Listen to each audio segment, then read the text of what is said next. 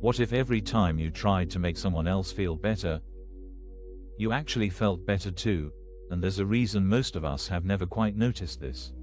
I want to talk about something that sounds almost too simple to matter, but I think it's quietly running a lot of our lives. Most of us, without ever deciding to, operate on a kind of scarcity model when it comes to the inner stuff. Patience, kindness, calm, attention.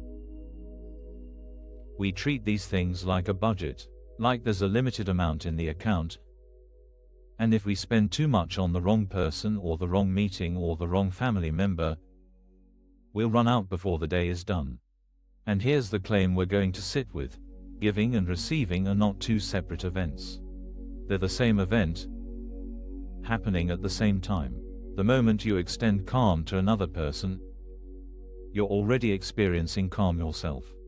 Not as a reward. Not later. Now.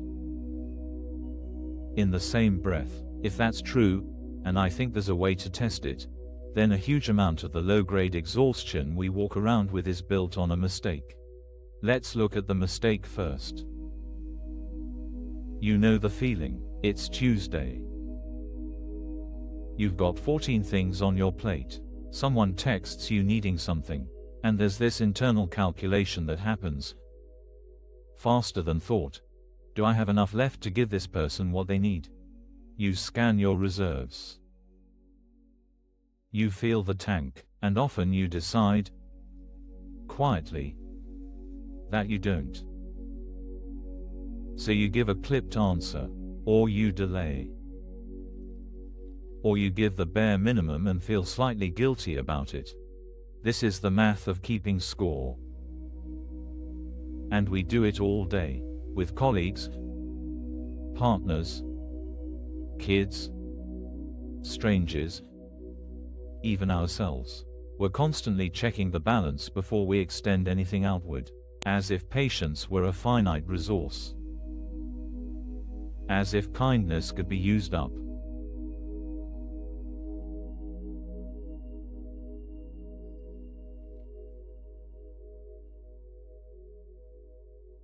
And notice what comes with that math: a particular kind of waiting. We wait to feel rested before we'll be gentle with anyone. We wait to feel appreciated before we'll be generous. We wait to feel calm before we'll act calm. We wait to feel loved before we'll extend love. The whole inner life gets organized around this. When I have enough, then I'll give some away. The problem is, that moment of feeling like you have enough, it rarely arrives. Or if it does, it's brief, and we hoard it. We protect it. We don't want to spend it on a difficult coworker or a tense conversation at home, because what if we need it later? And so we walk around in a strange posture. Half-closed, reserved. Waiting for conditions that don't come. And the irony is that this protective posture is itself exhausting. Holding the door closed takes energy. Guarding a small supply of peace turns out to cost more than just letting it move.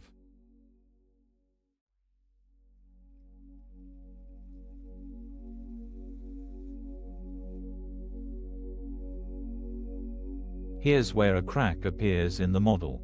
If you look at the people in your life who seem genuinely at peace, not performing peace, not spiritually branded peace, but actually settled, you'll notice something.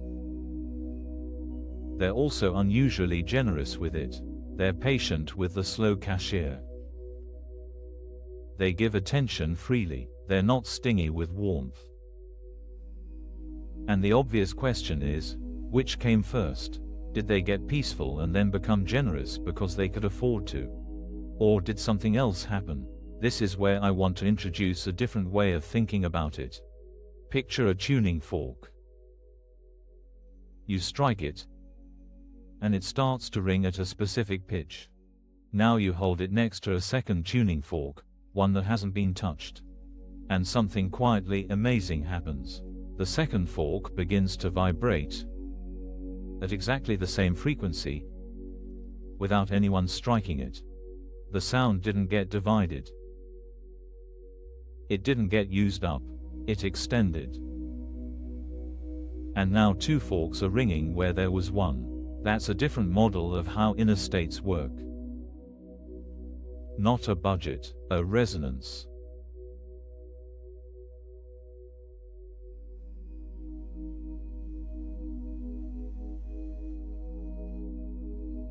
So here's the reframe.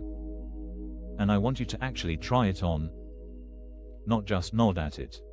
Giving and receiving aren't cause and effect. They're not a transaction where you put something in and hope something comes back. They're simultaneous. The moment you offer calm to another person, the calm is already vibrating in you. You can't extend it without feeling it. The tuning fork can't make the other one resonate without ringing itself. Which means, and stay with me here, you've been waiting for the wrong thing. You've been waiting to feel peaceful before acting peacefully. But acting peacefully is how peace actually arrives. You don't generate the calm first and then dispense it. You generate it by extending it. The two are one motion. Think back to a moment you've probably had. You're in a tense meeting. Someone says something sharp and dismissive, and the whole room contracts. Your instinct is to go quiet, protect yourself, wait for it to pass. But on this particular day, almost as an experiment, you decide to say something steady. Not performative. Not passive-aggressive. Just genuinely calm. I think we can figure this out. And something shifts. The other person's shoulders drop half an inch. Someone else nods. And here's the part you didn't expect. You feel less tense than you did before you spoke. Not because anyone thanked you. Not because the situation resolved, but because the act of offering calm somehow produced calm in you. You struck the fork by holding it next to another one.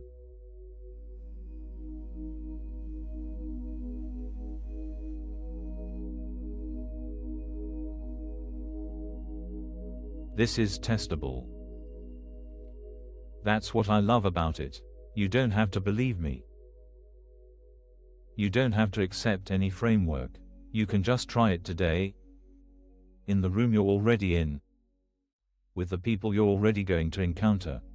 The next difficult person you meet, and there will be one, probably within hours, try this. Don't wait to feel patient. Just extend patience.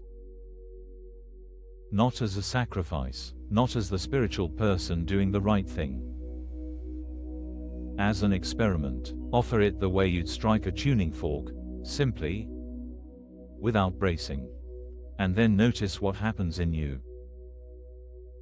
Not in them. That's not the point. Notice your own chest. Your own jaw. Notice whether the act of extending patience produced any patience inside you that wasn't there a moment before. My guess is you'll find something interesting. The thing you offered is the thing you're now experiencing, not because the universe rewarded you. Because that's how it works. The giving and the receiving are one motion, one event, one ringing.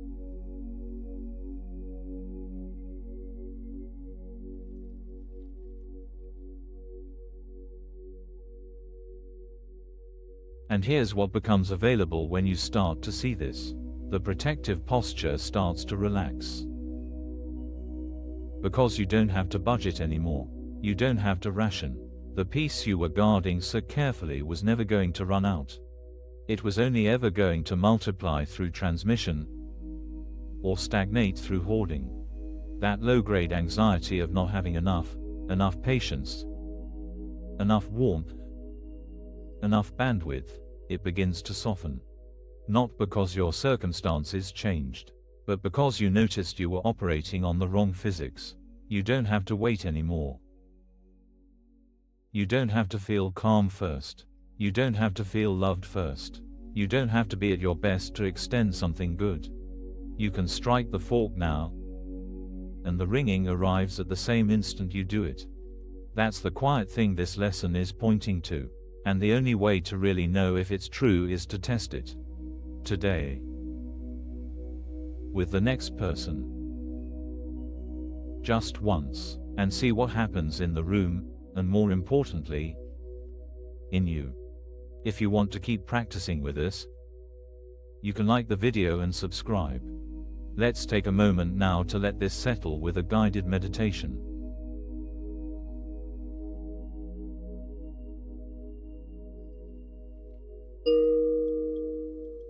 Let's take a few minutes to let this settle in the body, not just the mind.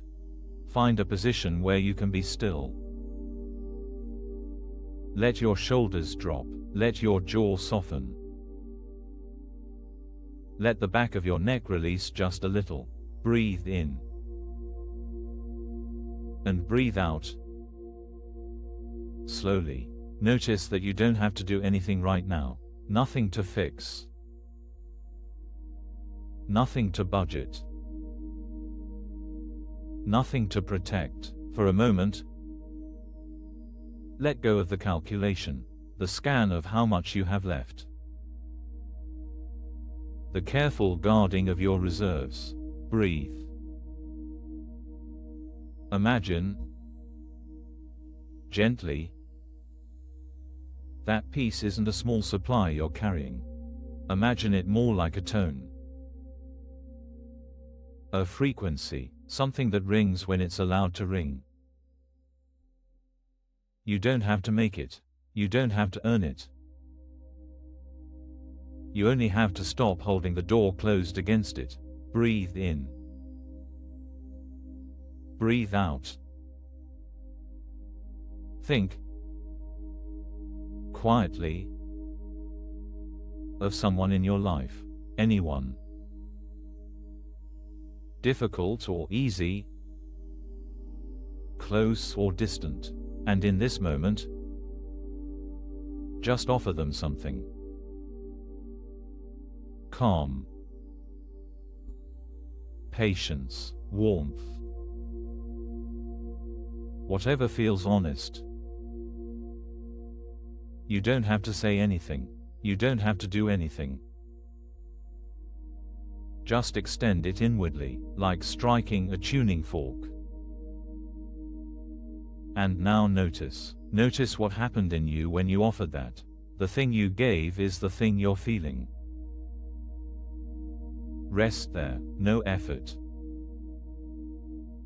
No agenda. Breathe.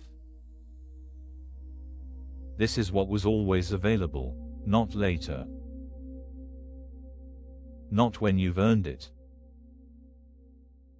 Now, let yourself feel how little you have to do, how the peace was never going to come from saving it. It was always going to come from letting it move. Stay here as long as you'd like. Soft breath. Soft chest, soft mind. And when you're ready, let your attention come gently back to the room, back to the sounds around you, back to the day. Nothing to carry, just something to remember. Thank you for being here and practicing together. If you'd like, you can find a free digital ACIM resource in the description. And if you want to mark the moment, a simple comment such as, "I am grateful," is welcome. Thank you for being here, for spending this quiet time with this idea. Be gentle with yourself today. You don't have to wait to feel it before you offer it, and you don't have to get it perfect. Just notice, as you move through your day, what happens when you let a little of it move through you. I'm glad you were here.